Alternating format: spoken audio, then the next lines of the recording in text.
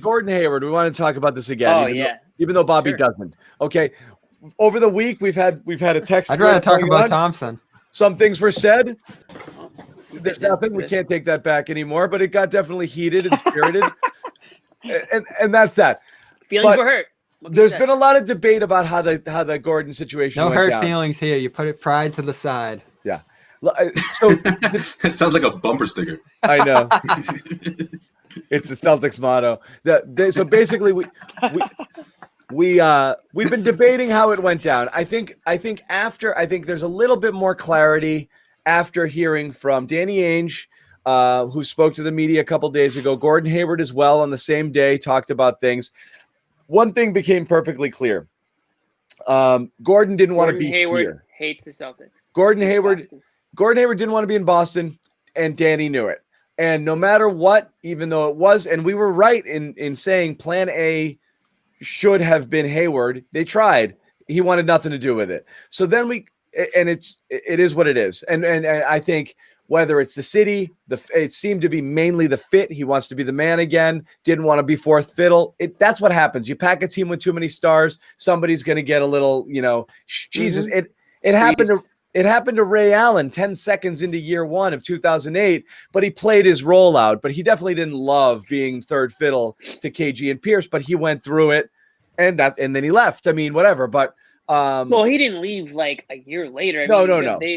He did his. I mean, because he went into it knowing that, But everybody's got that because you're used to being the man, then you're not the man. And not only was he not the man, he was. Each year, he became less and less of the man. Like, now Tatum's good, so you got to take fewer shots. So he left. Where we're back to was he going to wait on Charlotte the whole time, or was there something that could have been done with Indiana, and that's where he would have wanted to go? So I do want to point out a couple of things here, just the quotes that were out there. One thing that Gordon Hayward said that stuck out to me was just talking about it, this and that, and then he's like, I looked at my agent and I said, let's just do this Charlotte thing. I don't think that was his first choice. I think his first choice was Indiana. I think Indiana really wanted him. Then the question is just going to come down to, did Danny get completely caught off guard by Charlotte coming out of nowhere and not think it was a real threat? Or did he always know it was possible and was willing to let it happen? I still don't really know what the answer to that is. But after listening to these guys talk, what do you guys think? I think you're onto something there. I mean, the Jordan thing, the phone calls is what gets me. I mean, he says that now there's 2 phone calls, right? Before there was only one. There was the one Friday night or whatever Friday phone call that he received from Jordan where they spoke, 24 hours before he made his decision. What was that first initial phone call like? And if I had to guess, it's about a lot of the conversation that they had 4 years ago when they were trying to get him to leave Utah to come to Charlotte. It happened before. Here we are again. Don't make the same mistake twice. Yada, yada, yada. Something to that effect, right? And I think that was sort of always in his back pocket. Yeah, going back home, playing back in Indianapolis, there was a lot of attraction to that. But I think, to what Danny Ainge said in the press conference, being a featured player, I think that means a lot to him still. I think he still thinks, because of what he did this past season, and kudos to him, we've been giving him props, Bobby, the utmost. Reminding us how good he was this year. I think that sparked a huge, motivation, obviously, into Gordon. And then the worst thing that could have happened were in the postseason, we just talked about how Kemba was so banged up. Gordon Hayward, your secondary playmaker, could have came in there, carried that team over. Who knows? Maybe they make it to the NBA Finals if he's completely healthy. Maybe, him with the 80%, 70% Kemba Walker gets you there. We'll never know. But I think that was the devastating blow to Gordon. I think Gordon was still a bit torn. I don't think he knew, I don't think he was dreaming about Charlotte in the postseason. But I do think that he was looking at the postseason as, this is my time this is my redemption song. I'm going to go off here. I'm going to carry this in. And 5 minutes into the, similar to his tenure with the Celtics, 5 minutes into the postseason, boom, he's out. And he just wasn't himself. And I think that was the beginning of the end. I mean, the role in Charlotte, I think, is significant. But, Indiana going back home, yeah, that's a tough, decision to be in the middle of. But the money spoke volumes. Michael Jordan spoke volumes. Those conversations, they went a long way. And these are conversations that they've had for the past 4 to 5 years. I mean, Gordon he clearly hasn't forgotten that. And I think that was in his back of his mind. I know, he got that phone call and it was official. I keep going back to those 2 days. And that's what I think it all comes down to is if he was talking with Jordan and Charlotte was always in play, and the money was what it was, which it was. Was it always 120 though? Maybe it wasn't, John. Maybe the second phone call pushed the extra 20 mil. I don't think there's any. I just don't know? see it. I think there's no reason to extend. You just walk on Tuesday. You just walk out. There's no reason to extend that window with the Celtics. That was a negotiating window. Obviously, at this point, not for the Celtics to negotiate a deal. Because you're talking about the. Oh, I'm sorry. You're talking about when he the option when he extended the deadline. Okay, gotcha. Kicking that option from the Tuesday to the Thursday to me is again. I'm going to keep coming back to it. Is we've pieced together now that. Okay, we surmised maybe that meant the Celtics were still working on the extension with him, and maybe they'd go up a year. Maybe they were working. No, on it makes no sense that they want to keep him, and they were deep in trade negotiations. No, they knew they couldn't keep him. They knew they couldn't keep him, which means the only reason to extend there. Yeah, Both sides agreed on was because they wanted to work the Indiana trade, which meant Gordon wanted to go there, and that was really the best option for the Celtics. That's the only thing that makes sense when you play it all out, because now we've eliminated the possibility of keeping him. It's out the window. He didn't want it. Danny knew it. Nothing you could do. That 2-day window existed only to negotiate a trade. Danny said 4 teams, but it seems like Indiana was the one that he was working closest with. And if Gordon, imagine if it was 4 teams, if Gordon extended that window by 2 days to go to one of 4 teams, that means Charlotte might have been his 5th option when Danny couldn't swing a deal, Well, you have to consider some teams that didn't have cap space too. Like I know Portland had interest in him. They had no way to sign him, not even close. Then Robert Covington falls into place there.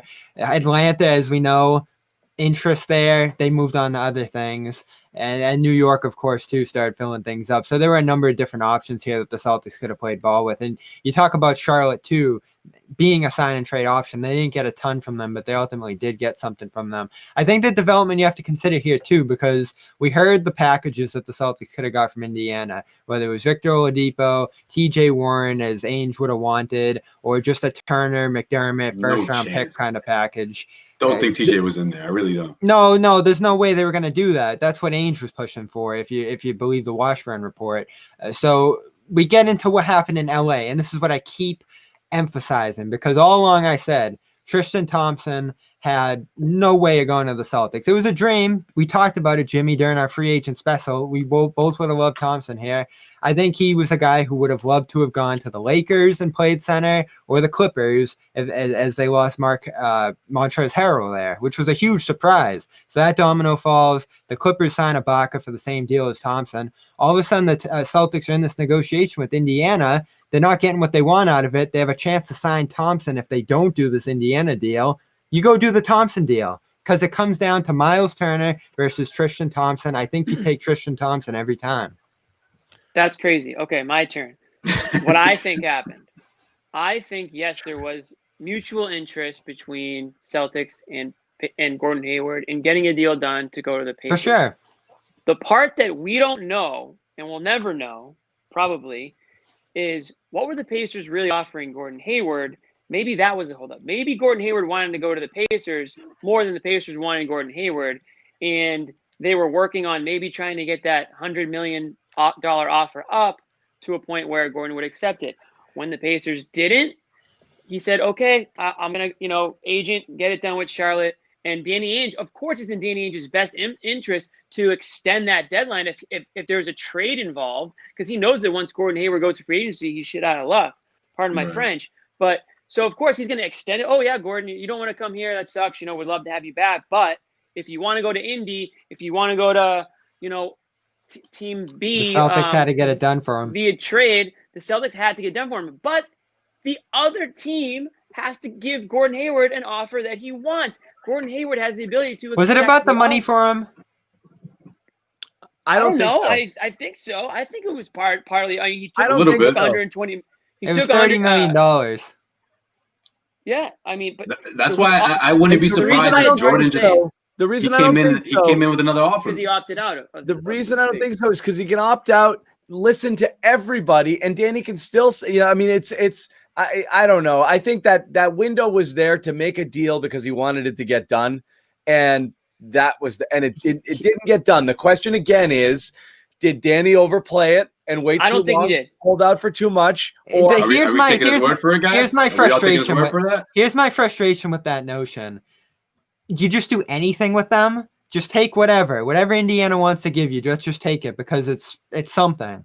And they ultimately did get something out of it. They get Thompson and they get the exception and they get flexibility. I believe the exception. I believe Turner and whatever you got back from Indiana will be better than what you get for the exception. The problem with that, though, I believe.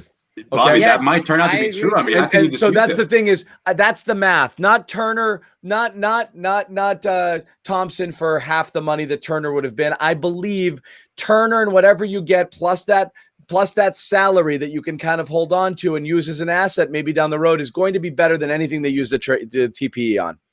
Well, they gain something out of it, and they lose something by doing Indiana too. You lose the full mid-level, so you can't sign a full mid-level player there, and you lose flexibility to make a trade, as we say again and again. Why were we even thinking of doing this Indiana trade? To get trade flexibility, to get a player that would be tradable from there. Because if you don't love McDermott, if you don't love Turner, at least they could be trade assets. What have we learned about players coming to Boston? What have we learned about players coming to Boston? What does Brad Stevens do for them when they leave?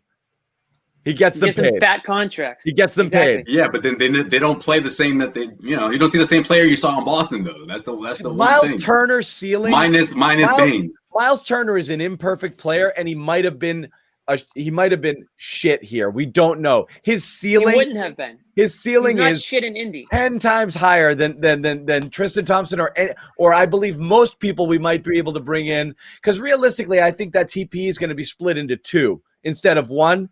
And Danny Ainge pretty much said that. He said, we're going to use it for depth coming off the bench. So I think Danny just hated the fact that he had that $19 million price tag on him.